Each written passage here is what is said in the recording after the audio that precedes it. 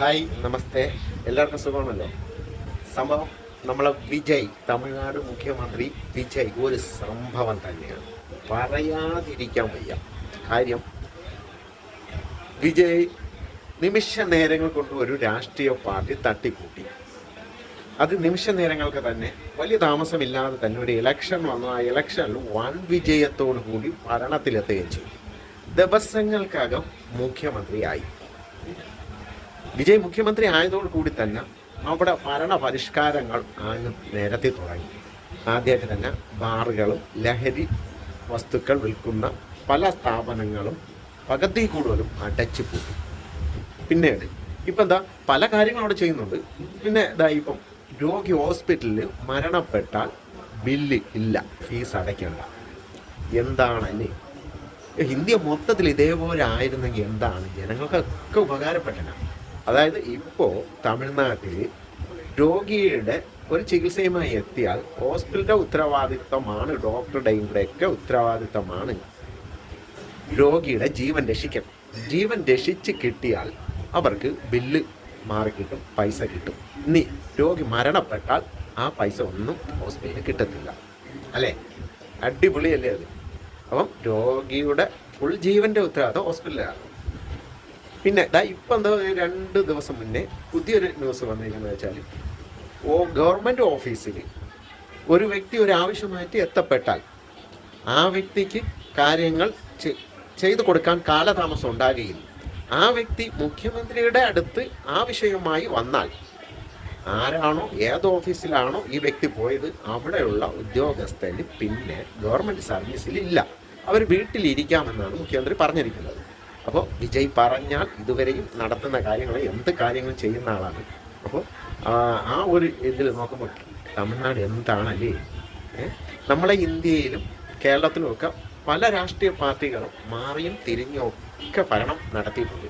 ആരെയും കുറ്റം പറയുന്നതല്ല. നമ്മൾ ഏതൊരു വ്യക്തിയാലും ഏതൊരു രാഷ്ട്രീയ പാർട്ടിയാലും നല്ല കാര്യങ്ങൾ ചെയ്താൽ നമ്മൾ അതിനെ സപ്പോർട്ട് ചെയ്യണം. അത് ദോഷപരമായ, ജനങ്ങൾക്ക് ദോഷകരമായ കാര്യങ്ങളാണ് ചെയ്യുന്നതെങ്കിൽ അതിനെ എതിർക്കുകയും വേണം. അതാണല്ലോ രാഷ്ട്രീയം. രാഷ്ട്രീയം എന്ന് പറയുമ്പോൾ ആ രാഷ്ട്രത്തിൻ്റെ നന്മയ്ക്ക് വേണ്ടിയുള്ളതാണ്. ജനങ്ങളുടെയും രാഷ്ട്രത്തിൻ്റെ നന്മയ്ക്ക് വേണ്ടിയുള്ളതാണ് രാഷ്ട്രീയം. അതാണ് രാഷ്ട്രീയം.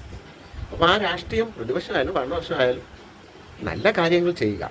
ഇതേമാതിരി വിജയ്, മുഖ്യമന്ത്രിയായ വിജയ് ഒന്ന് എങ്ങനെയാണ് നമ്മൾ ഇന്ത്യയും കേരളവും കൂടെ ഒന്ന് കുറച്ച് സമയങ്ങളൊന്ന് ഭരിക്കണം. ഒരു 6 മാസങ്ങളിൽ ഇതേപോലെ നല്ലൊരു ഭരണം ഒന്ന് കാഴ്ചവെക്കണം.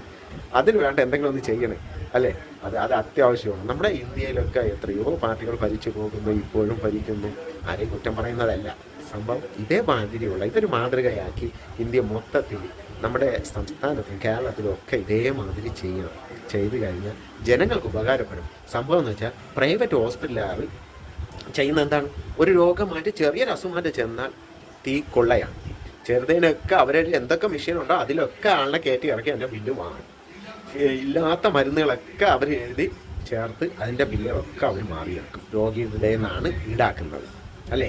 അങ്ങനെ രോഗി ഇവിടെ തന്നെ നമുക്കറിയാവുന്ന എത്രയോ ഹോസ്പിറ്റലുകളിൽ രോഗി മരണപ്പെട്ട് ജീവനോടുകൂടി ICU മരണപ്പെട്ട് കിടക്കുന്ന ആൾക്കാർ പോലും പല മെഡിസിനുകളും പല ടെസ്റ്റുകളും ചെയ്യിച്ച് അതിൻ്റെയൊക്കെ ബില്ല് ആ കുടുംബത്തിൻ്റെ കയ്യിൽ നിന്ന് വാങ്ങുകയാണ് ചെയ്യുന്നത്. മരണപ്പെട്ട് ചിലപ്പോൾ 2-3 ദിവസമായിട്ടുണ്ടാവും. അവിടെ അത് വെച്ചിട്ടുണ്ടാവും, ICU എന്ന് പറഞ്ഞ് വെച്ചിട്ട് അതിൻ്റെയൊക്കെ ബില്ല്, അതിൻ്റെ വാടക, ഇതെല്ലാം അവർ മുതലാക്കുന്നു. അതൊക്കെ തമിഴ്നാട്ടിൽ അത് നിൽക്കുകയല്ലേ. കാര്യം, രോഗി മരണപ്പെട്ടാൽ അവർക്ക് പൈസ കിട്ടുന്നില്ല. വേറെന്ത് ചെയ്യാൻ? രോഗിയെ രക്ഷപ്പെടുത്തിയാൽ മാത്രമേ അവർക്ക് ബില്ല് മാറാൻ പറ്റുള്ളൂ.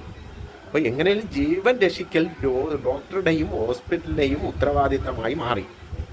അത് നമ്മളെ കേരളത്തിൽ അത്യാവശ്യമാണ്, ഇന്ത്യയിൽ അത്യാവശ്യമാണ്. ആ ഒരു നിയമം കർശനമായിട്ട് അത് വേണം.